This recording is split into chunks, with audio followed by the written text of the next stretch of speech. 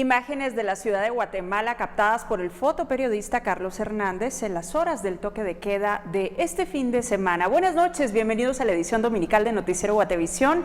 Soy Alejandra Álvarez y me da mucho gusto estar con ustedes nuevamente. Doris Parada nos acompaña en la interpretación de lengua de señas, así que vamos al detalle de las noticias. Comenzamos.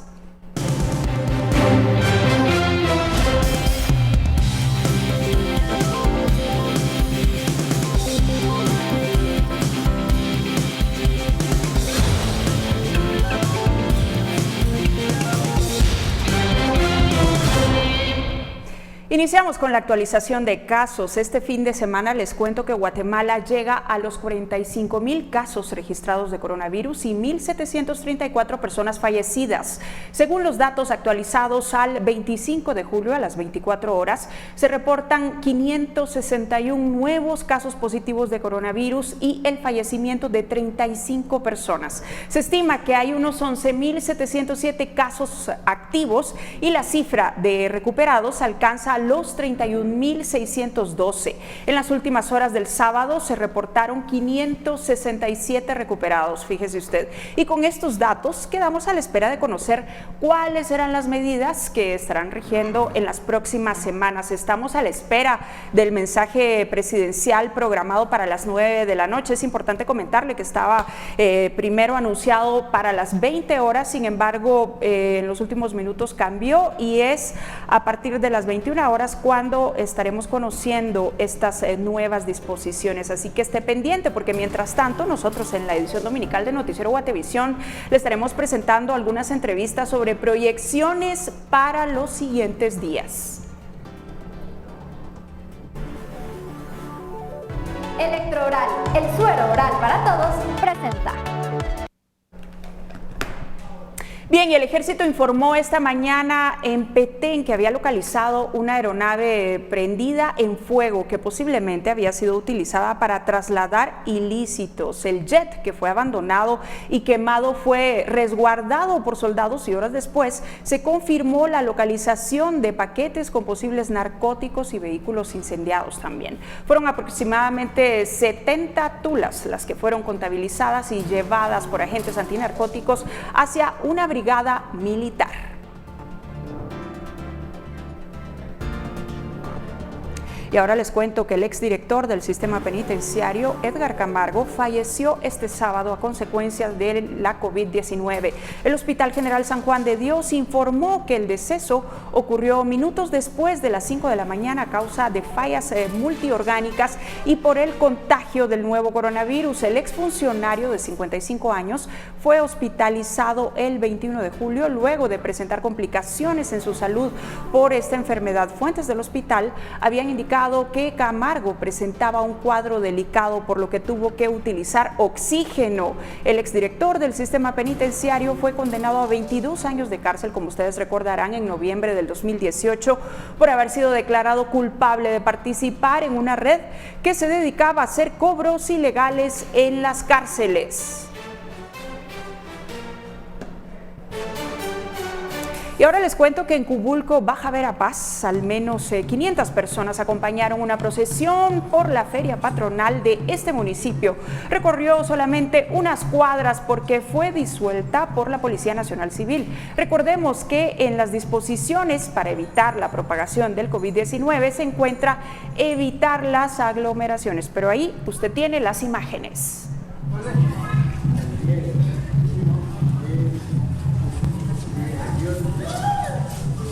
De regreso a la ciudad de Guatemala, les cuento que el Congreso de la República no pudo conocer el decreto que estaba programado sobre el estado de sitio en 2 municipios de Alta Verapaz y 3 de Izabal por falta de quórum, lo que causa que este no entre en vigencia. La sesión extraordinaria dio inicio con 2 horas y media de retraso y fue presidida por la diputada Sofía Hernández.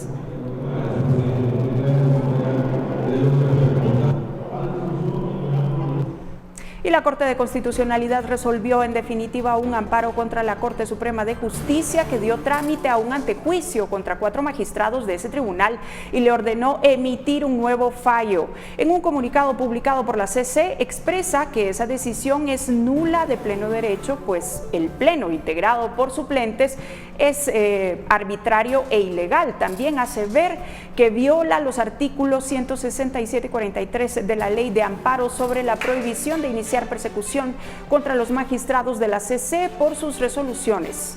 Por cierto, la resolución ordena a la Corte Suprema a que en 8 días se integre como lo establece la ley y emita un nuevo fallo.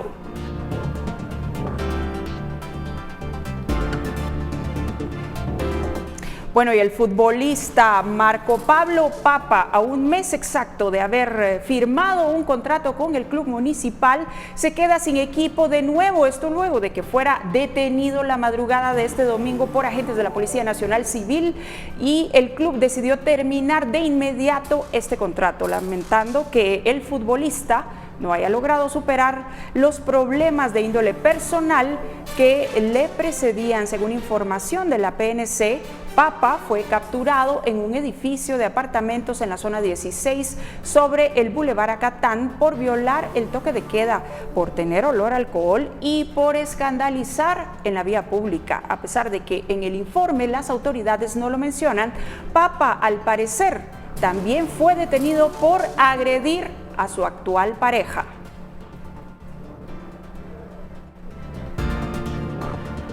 Y fíjese usted que un incendio estructural se registró en una vivienda ubicada en Residenciales Jardines de la Asunción, de la zona 5 de la ciudad de Guatemala. Según el portavoz de los bomberos municipales, José Gerardo Martínez, no lograron identificar la causa del mismo, que inició a eso de las 11:15 de la mañana, pero no descartan un cortocircuito. El incidente dejó como saldo una persona con quemaduras en el 60% de su cuerpo. La víctima fue identificada como José Estrada García, que fue llevado al Hospital General San Juan de Dios, en donde se encuentra en estado grave y ha tenido que recibir ventilación debido a su condición. Para sofocar las llamas, el cuerpo de bomberos utilizó 5 unidades, 1000 galones de agua y 10 socorristas.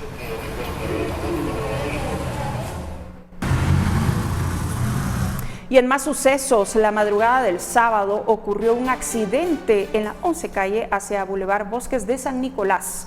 El vehículo impactó contra la pared del condominio La Fontana en la zona 4 de Misco. El automovilista salió ileso y se conducía en estado de ebriedad.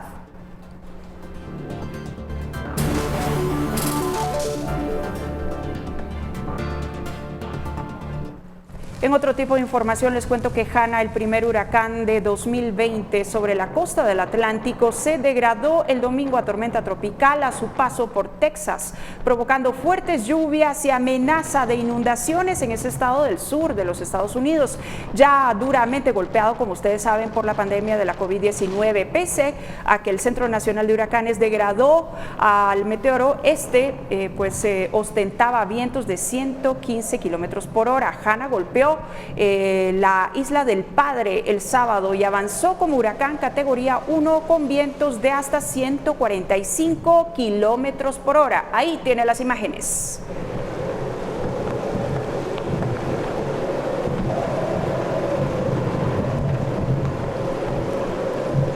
En Portland, la policía disparó el sábado granadas y lacrimógenas y gases pimienta también a manifestantes que prendieron fuego a remolques de construcción en las afueras de una cárcel juvenil en medio de protestas por el aumento planeado por el presidente Donald Trump de la presencia de agentes federales en las principales ciudades. El sonido de pequeñas y reiteradas detonaciones se escuchó en las calles de la ciudad del estado de Washington y el humo se elevó desde un área donde los manifestantes habían prendido fuego a los remolques.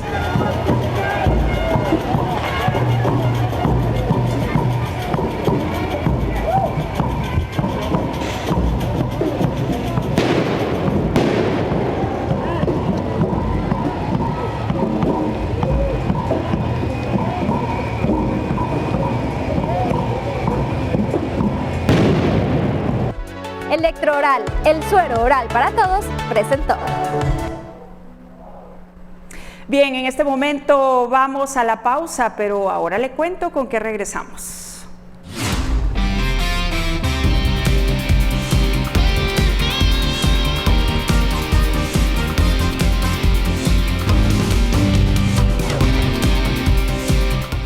Al volver le presentamos dos entrevistas acerca de las proyecciones que se tienen a partir de las nuevas medidas que serán anunciadas. Además, tenemos la crónica de la semana, esté pendiente.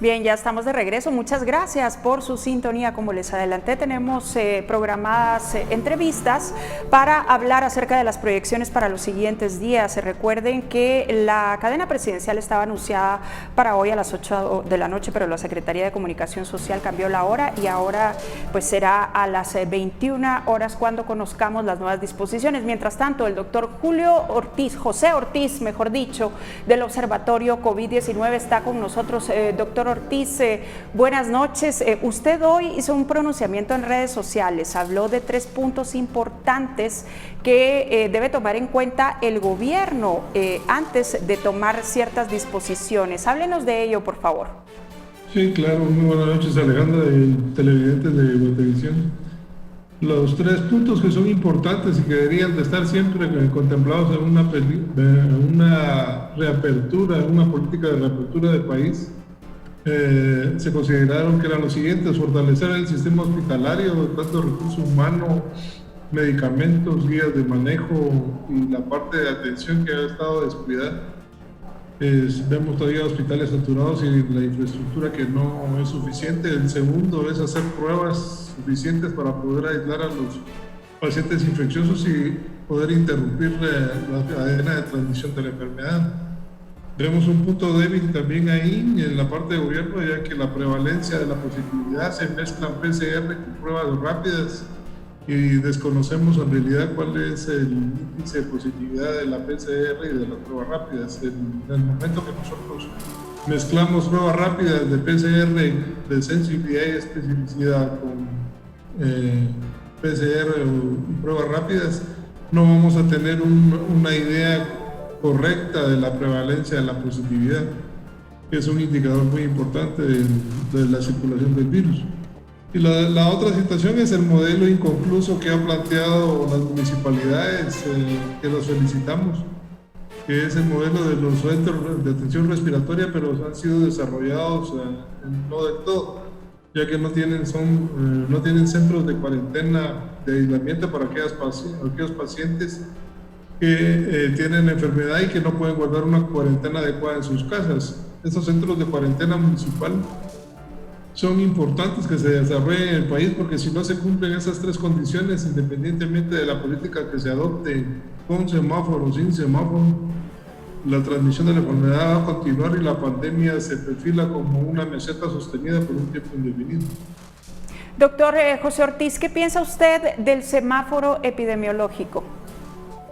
Sí, sinceramente lo veo poco práctico en a nivel de las áreas departamentales y sobre todo municipalidades, ya que la terminología es muy técnica y la gente en realidad documentos muy grandes no los lee o termina por no operativizarlos. Serían de dedicarse a indicadores mucho más sencillos, como es la prevalencia de la enfermedad, las tasas de incidencia diaria y la proporción o el porcentaje de ocupación de los hospitales, entre otros indicadores. Creo que es un tablero que aún está por terminarse de desarrollar y la información no necesariamente es en tiempo real y de manera precisa. En todo caso, ¿qué recomendaría usted entonces? Sí, eso, efectivamente, en lugar de tener indicadores y tasas que no comprende la población en términos generales, deberíamos de tener básicamente la prevalencia de la enfermedad, que es lo que le da los casos nuevos y los que ya están, los casos incidentes en una semana o 2 semanas, y si va subiendo o va bajando esa tasa. Usted habla, por ejemplo, usted habla, por ejemplo, de la necesidad de fortalecer el monitoreo para los pacientes que pues están tratándose en sus casas, pero esto me lleva a preguntarle, siempre relacionado con el monitoreo, ¿usted cree que el Ministerio de Salud va a tener la capacidad de monitorear a la hora de una reapertura, aún siendo gradual? No, si no lo tiene para los casos que están confinados en sus casas y los resultados de ese confinamiento, lo que tenemos nosotros es lo que se describió en ese editorial del observatorio, es la paradoja del confinamiento de fines de semana confinados largos con pacientes o familiares que están infectados por el COVID-19 dentro de la casa y teniéndolos más tiempo en exposición, provocando mucho mayor número de infectados y eventualmente el sostenimiento de esa curva que ya no es meseta, sino es una meseta sostenida sin ninguna baja. La capacidad de monitoreo que tenga el ministerio sobre toda la población enferma la veo difícil. De hecho, no la pudo demostrar con el actual tablero, ya que automáticamente le dieron casos concluidos como recuperados a mucha gente que ignoraba su diagnóstico. O sea, vemos con dificultad que ese tablero y la metodología que propone el ministerio sea capaz de monitorizar. ¿Cómo mejorar esa capacidad del Ministerio de Salud, doctor, ya para concluir? Sí, la única forma de mejorarlo es fortalecer las áreas con el personal sanitario necesario. Hablaban de rastreadores, que yo dudo que funcionen porque recordémonos el rechazo que puedan tener en las poblaciones de diferentes grupos étnicos, la presencia del personal de salud. De hecho, se ha manejado concepto de la enfermedad, que hay estigma y discriminación hacia los pobladores. O sea, yo veo lo de los rastreadores un poquito difícil de realizar. Yo trabajaría más con gente del nivel comunitario, que está más cerca de las personas, y ellos serían los interlocutores entre la comunidad y el ministerio.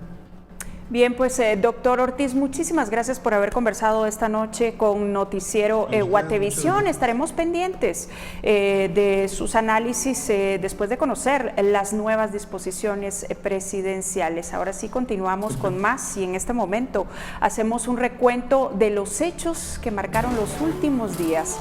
Esta es la crónica de la semana 19 del coronavirus en Guatemala.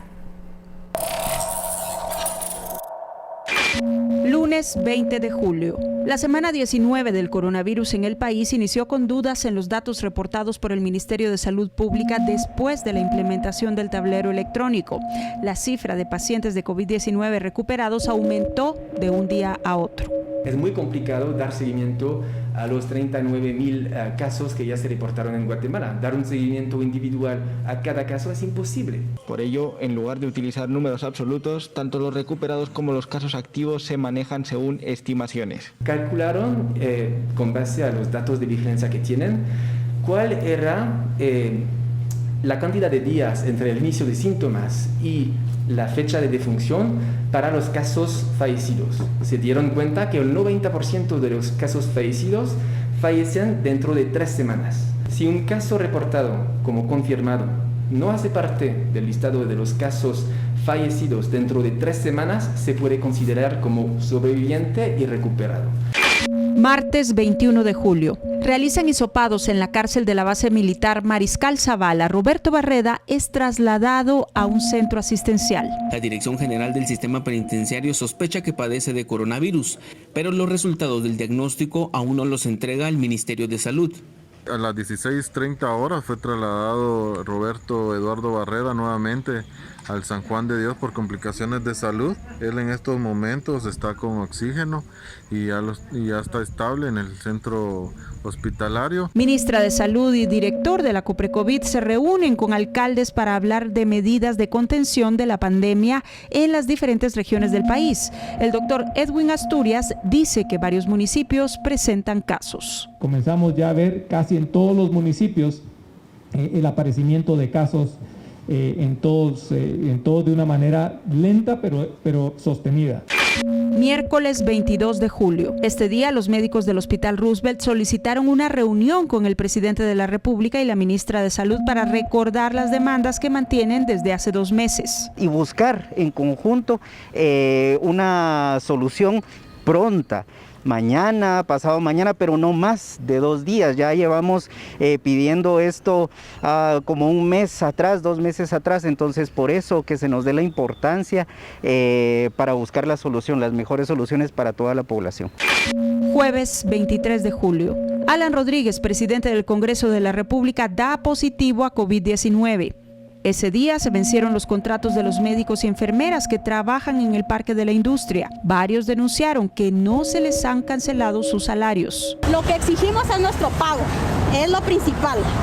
Lo segundo es que se nos dé la recontratación, porque hay mucha gente nueva que contrataron para diferentes áreas y está toda la gente por cuello. Organizaciones de pueblos ancestrales del occidente del país declaran persona non grata al presidente Alejandro Yamatei y los 48 cantones de Totonicapán confirman que no recibirán al mandatario durante su gira. Los representantes de las organizaciones creen que Yamatei no quiere que se le pregunte sobre la ayuda a los pueblos durante la emergencia por COVID-19. Viernes 24 de julio. Este día Guatemala alcanzó los 43.283 casos de coronavirus y 1.669 fallecidos, más de 30.000 recuperados y arriba de 11.000 casos activos. Así cerró una semana más del coronavirus en Guatemala.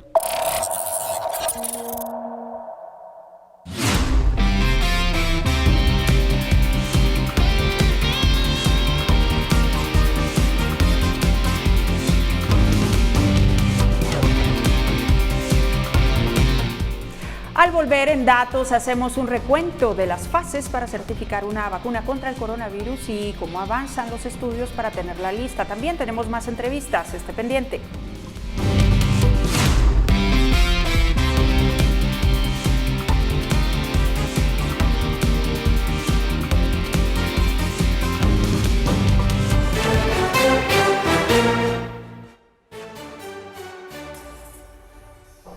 Bien, ya estamos de regreso. Hay expectativa alrededor del mundo sobre cuándo estará lista una vacuna contra el nuevo coronavirus. Esta semana, como ustedes saben, llamó la atención la información sobre algunos avances en ensayos médicos. Para que usted se dé una idea, se ha informado que hay unos 200 grupos en el mundo, por si no lo sabía, que trabajan en investigaciones y pruebas para una vacuna. De estos, la Organización Mundial de la Salud le da seguimiento a 140 y hay 18 que ya están siendo probados en seres humanos. De todas estas, son únicamente 3 las que están más avanzadas al día de hoy.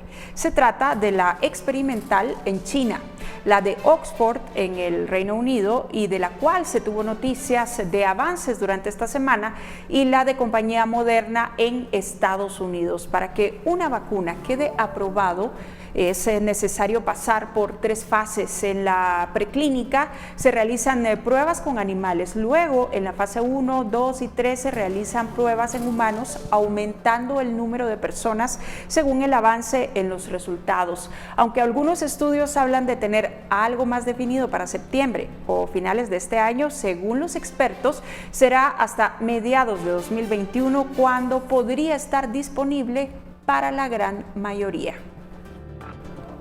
Y fíjese que hay más información relacionada con vacunas. Precisamente hoy se conoció que la farmacéutica estadounidense Moderna empieza mañana lunes la fase número 3 del ensayo de su vacuna experimental contra el nuevo coronavirus y ha logrado doblar la financiación gubernamental del fármaco hasta $955 millones, según anunció este domingo en un comunicado Moderna, y señala que ha modificado su contrato con la Autoridad Biomédica para el avance de la investigación y el desarrollo, conocido como BARDA, para que amplíe en $475 millones la cantidad inicial que iba a destinar al desarrollo de la vacuna mRNA 1273, que entra en su etapa más avanzada.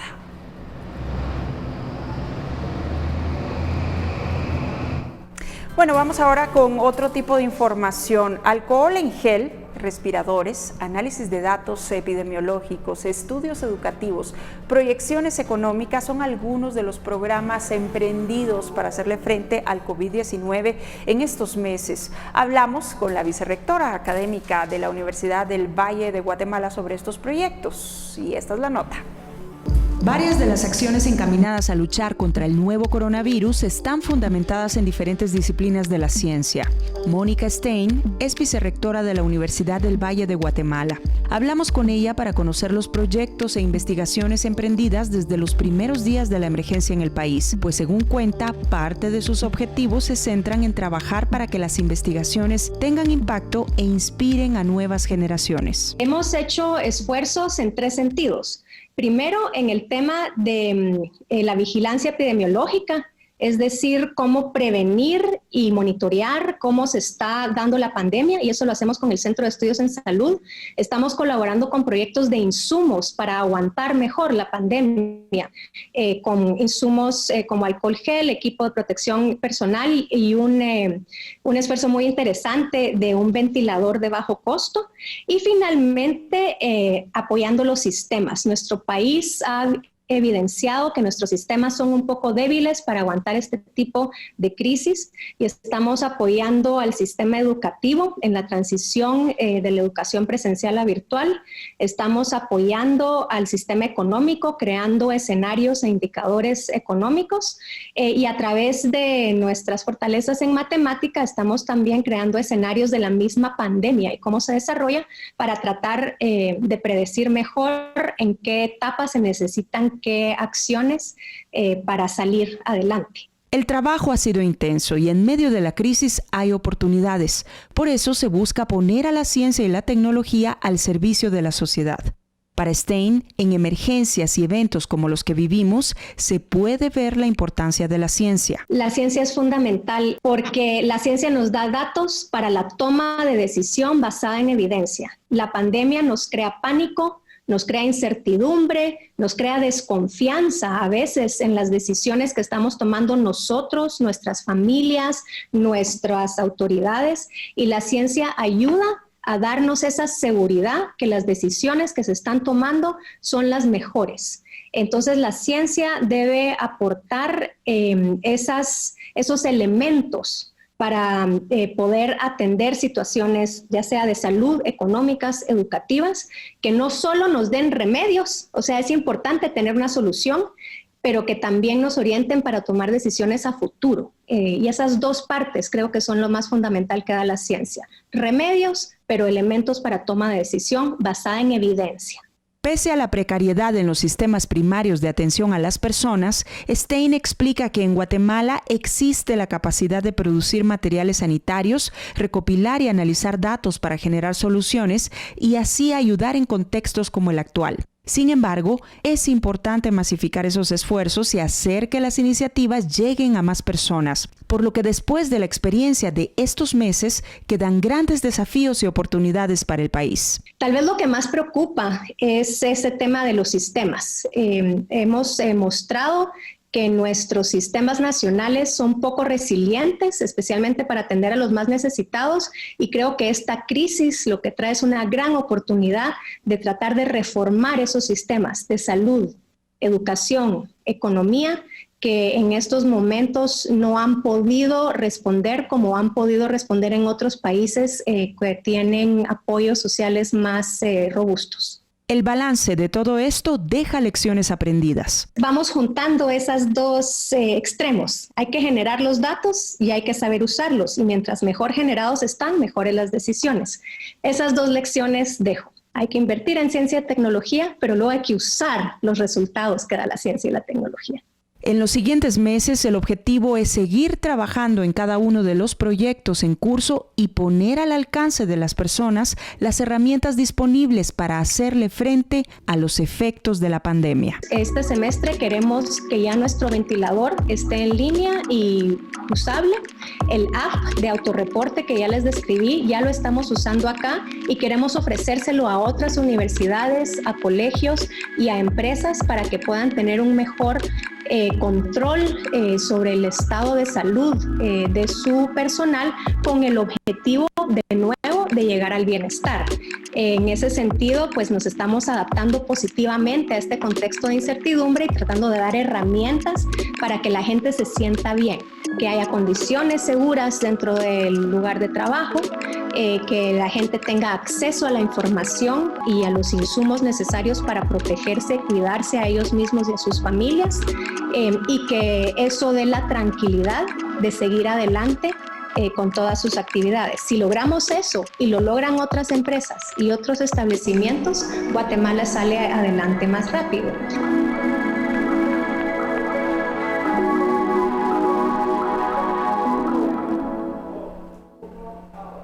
Bien, y las condiciones del tiempo para las siguientes horas las conocemos en este momento con Pamela Valdés. Buenas noches, Pamela. Alejandra, muy buenas noches, qué gusto poderles acompañar. Es momento de brindarle la información del clima para las próximas horas y de mañana para que usted en casita se empiece a preparar, ya que continuamos con lluvias y actividad eléctrica en todo el territorio nacional, principalmente en horas de la tarde y parte de la noche. Como usted puede observar en esta imagen satelital, las condiciones a esta hora de la noche, cielos parcialmente nublados con probabilidad de lluvias locales y actividad eléctrica sobre la franja transversal del norte y los departamentos ubicados en la costa sur. Y veamos las condiciones a continuación a través de la gráfica del territorio nacional. Estas son las condiciones de mañana para que usted lo tome en cuenta, ya que tendremos principalmente tormentas eléctricas en la mayor parte del territorio nacional y principalmente lluvia para los departamentos ubicados en el occidente y los departamentos en la costa sur.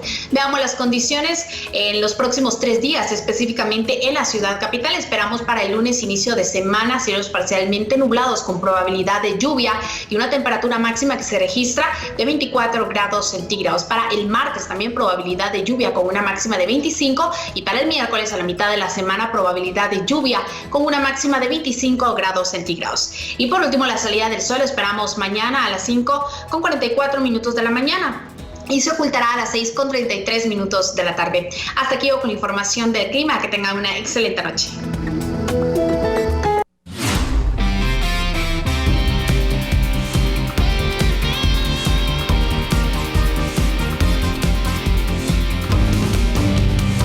Bien, en otra información, ahora les cuento que la colocación de un arreglo floral en el Cerro de la Cruz y un acto solemne en el ayuntamiento fueron las 2 actividades que realizó el Consejo Municipal para celebrar el aniversario de la antigua capital del país este 25 de julio. Con un reducido número de participantes, las autoridades municipales rindieron homenaje a Santiago Apóstol, patrón de la ciudad, seguido de un acto solemne en el que fue declarada antigüeña distinguida la magíster en salud pública y epidemióloga del área de salud de Zacatepeques, Alma Judith Armas Torres, por su labor en el combate de la pandemia del COVID-19. Personalmente puedo decir que ha sido una gran oportunidad para incrementar la sensibilidad como humana, como cristiana, como persona, para vivir el dolor a través de las personas que sufren. Verdaderamente es tan agradable poder apoyar, poder aportar por una simple llamada telefónica, por una palabra de consuelo. La emergencia sanitaria por el COVID-19 golpeó la vida económica de Antigua Guatemala, vinculada al turismo, pero de esta crisis se va a salir fortalecido, aseguró el alcalde. En Antigua Guatemala nos ha golpeado no solo en el tema humano a través de contagios, sino ha venido a afectar muchísimo la vida económica de este municipio. Pero también es un momento de reflexión para que de esta crisis podamos salir fortalecidos. La ciudad de Santiago se asentó en el Valle de Panchoy el 10 de marzo de 1543. Noticiero Guatevisión, Julio Sicán.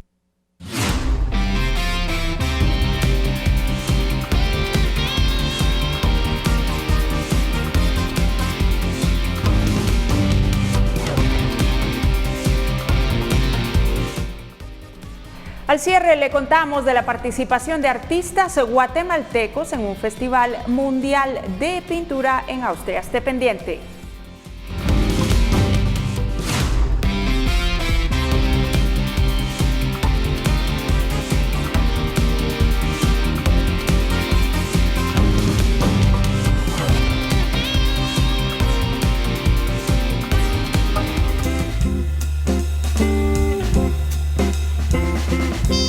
Ya estamos de regreso y en nuestra sección de cultura, Pablo Juárez nos presenta una nota en la que nos cuenta que Guatemala participó por primera vez en el Festival Mundial de Body Paint que se celebra en Austria desde 1989 con los mejores artistas del planeta. Estas son las imágenes.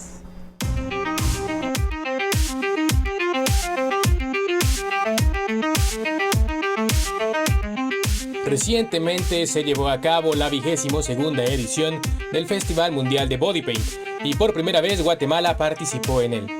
Conversamos con dos de los artistas que representaron a nuestro país y ellos nos compartieron su experiencia.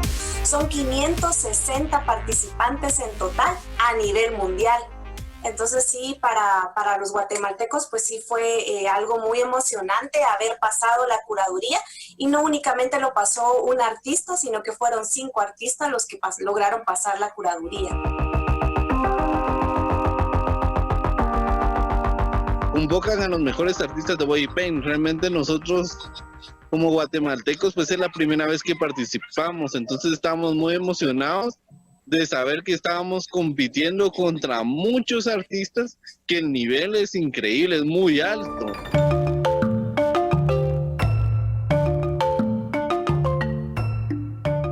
Cada año los organizadores eligen un tema y este será el que regirá el trabajo del artista. El tema era circo psicodélico, entonces desde ahí ya nos imponen un tema, ¿verdad? Entonces en base a ese tema comenzamos nosotros como artistas a crear. Entonces tratamos de utilizar toda la simbología del circo, pero mezclando todo lo que era el sincretismo de la danza de los moros. Nosotros como artistas siempre trabajamos a partir de la identidad guatemalteca. Para nosotros es muy importante mostrarle al mundo las tradiciones y costumbres de Guatemala de una manera contemporánea. Una modelo debe prepararse física y mentalmente para el reto de convertirse en un lienzo viviente. No puedes consumir determinados alimentos porque no puedes al día siguiente estar yendo al servicio constantemente porque arruinas la pintura, ¿no? Son 8 horas de trabajo, eso significa que vas a estar 8 horas de pie. Y sí, tu cuerpo, tienes que tener ese control de tu cuerpo y saber cómo manejar tu energía, ¿no? Otro de los retos es el clima. Puede haber mucho calor o mucho frío. Y luego, pues ya viene el reto de que cuando ya tienes la pintura corporal, automáticamente, pues ya realizas una presentación, un performance, donde le das vida a esa pintura, ¿no? Te transformas en ese personaje. Kiyuch asegura que ahora que han abierto esa puerta, seguirán buscando nuevos retos. Este año se convirtió en línea, esperamos el próximo año ya viajar a Austria y ser competitivos. También hay competencias muy grandes en Chile, en Argentina, México, y creo que esos son 3 países que tenemos como guatemaltecos que visitar y que competir. O sea, realmente en Guatemala hay mucho talento, hay mucha competencia y creo que cualquiera de los artistas que competimos creo que podríamos ir a representar a Guatemala muy alto. Reportó para Noticiero Guatevisión, Pablo Juárez.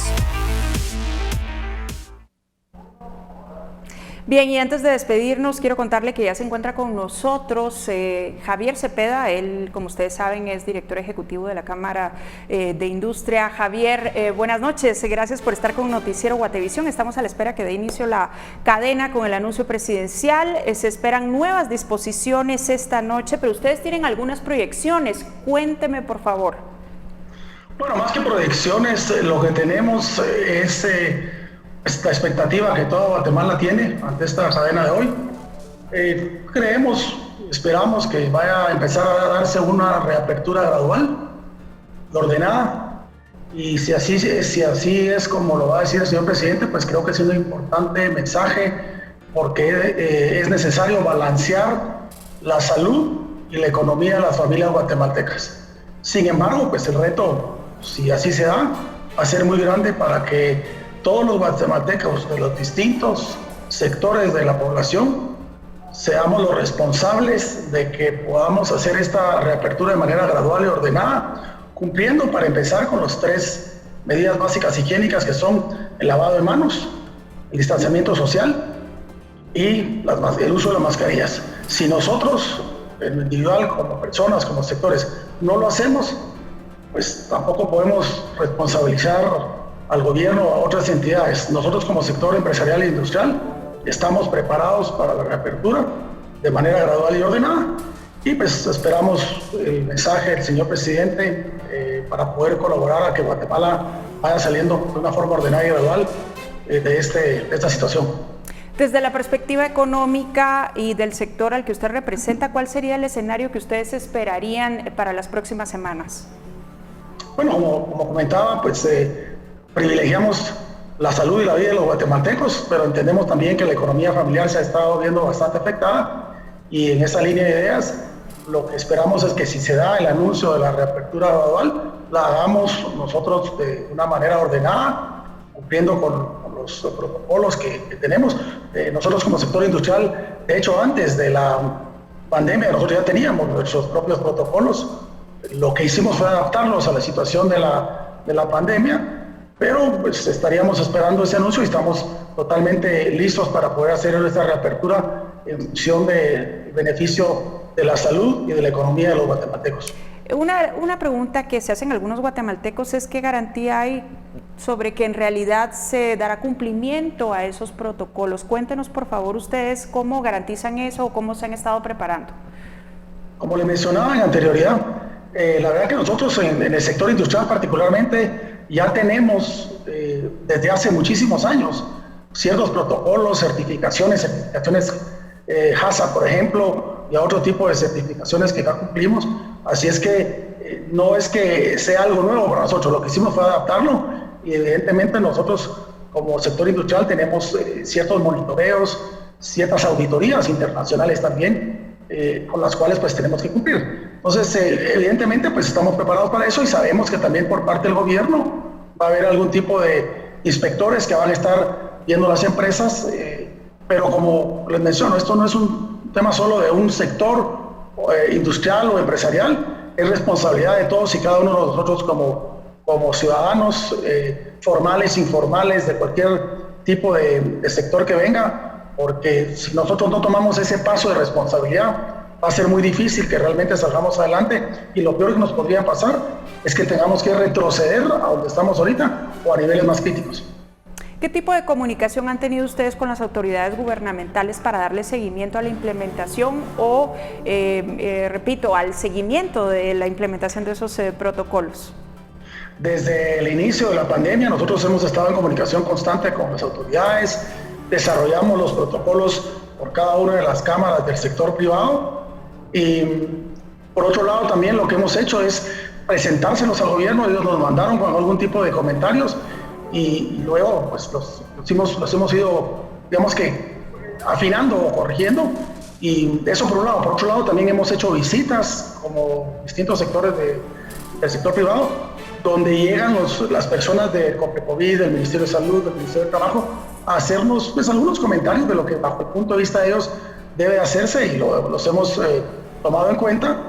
Y por otro lado, pues esta última semana también tuvimos mucha comunicación y reuniones con el gobierno, particularmente tal vez con algunos sectores muy puntuales, centros comerciales, restaurantes, etcétera, para poder afinar y poder generar cabalmente ese trabajo en conjunto para comunicarle a la población, a los distintos sectores, la responsabilidad que todos tenemos. ¿Qué piensan ustedes de este semáforo epidemiológico, que es como lo que va a regir o cómo va a estar funcionando a nivel nacional? El departamento de Guatemala es el más crítico, con más casos.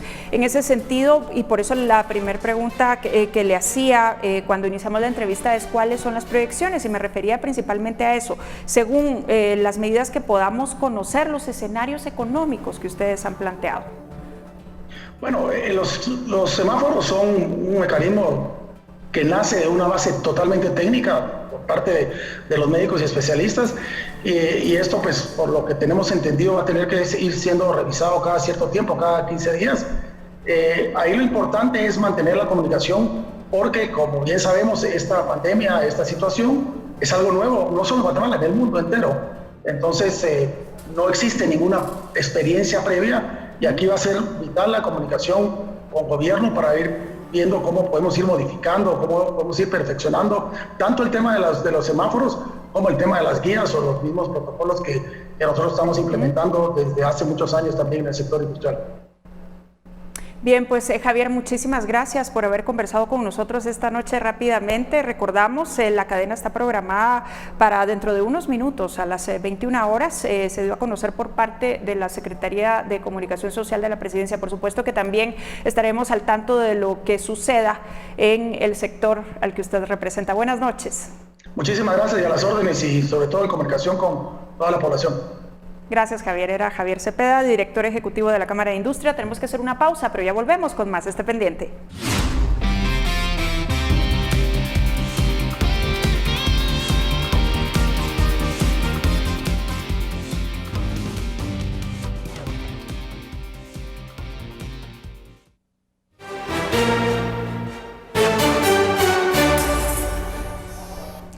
Bien, estamos de regreso en los últimos minutos de la edición dominical de Noticiero Guatevisión. Muchísimas gracias por su sintonía. Estamos a la espera de que dé inicio la cadena con el mensaje del presidente de la República. Como ustedes recordarán, ya les habíamos contado que la misma estaba anunciada para las 20 horas. Sin embargo, se pospuso y la Secretaría de Comunicación Social de la Presidencia informó en redes sociales por medio de su boletín que esta estaría dando inicio a las 9 de la noche.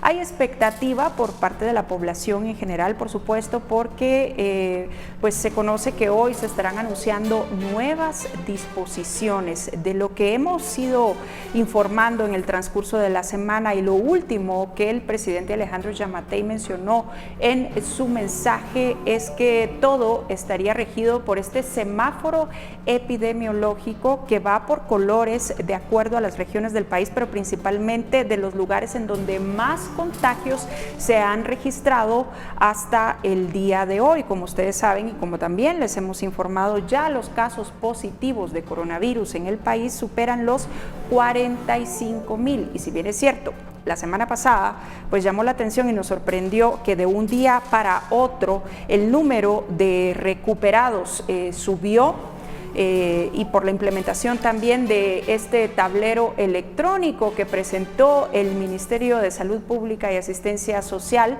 pues de igual manera estamos a la espera de cómo estos datos repercuten en la implementación de estas nuevas medidas. Recordemos que este fin de semana aún estuvimos estamos, mejor dicho, bajo el toque de queda, así que el presidente Alejandro Giammattei pues tendría que informar acerca de cómo estarían las nuevas disposiciones a partir del día de mañana. Se han dado diferentes pronunciamientos durante esta emisión. Ustedes pudieron observar la entrevista que tuvimos en nuestro primer segmento con un médico, el doctor José Ortiz, que es representante del Observatorio de COVID-19, que él ponía sobre la mesa, mejor dicho, 3 puntos importantes que considera que las autoridades deben tomar en cuenta. Para empezar, realizar más pruebas para conocer en realidad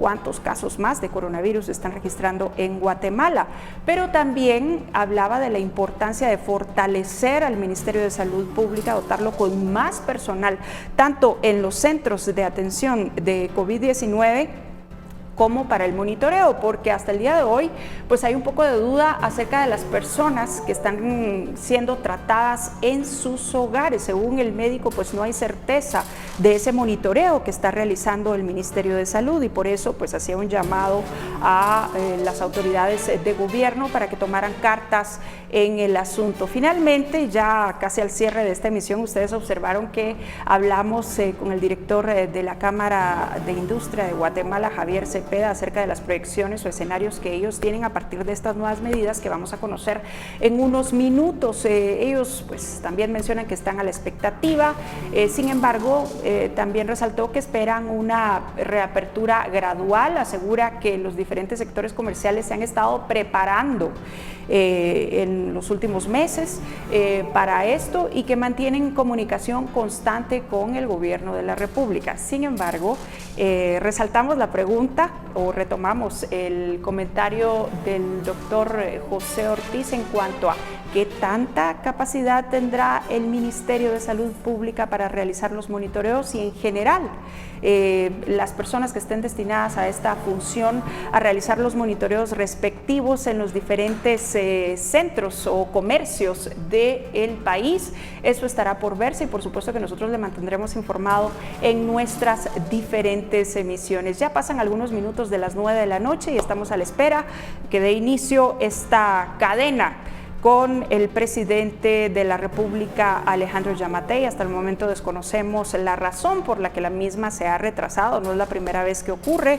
Recordemos que en otras ocasiones este mensaje se ha anunciado para determinada hora, pero luego la Secretaría de Comunicación Social informa que será aplazado. Entendemos que es un mensaje pregrabado, no tenemos la información en este momento, pero bueno, nosotros le dejamos la invitación para que esté pendiente de Guatevisión, porque en el momento en el que esté dando inicio esta cadena, pues nosotros se la estaremos llevando para que quede enterado de estas nuevas disposiciones gubernamentales y también, por supuesto, en nuestras diferentes cuentas de redes sociales y en nuestras plataformas digitales, nosotros le mantendremos al día, minuto a minuto, de lo que está sucediendo. Así que nuevamente muchísimas gracias por su sintonía.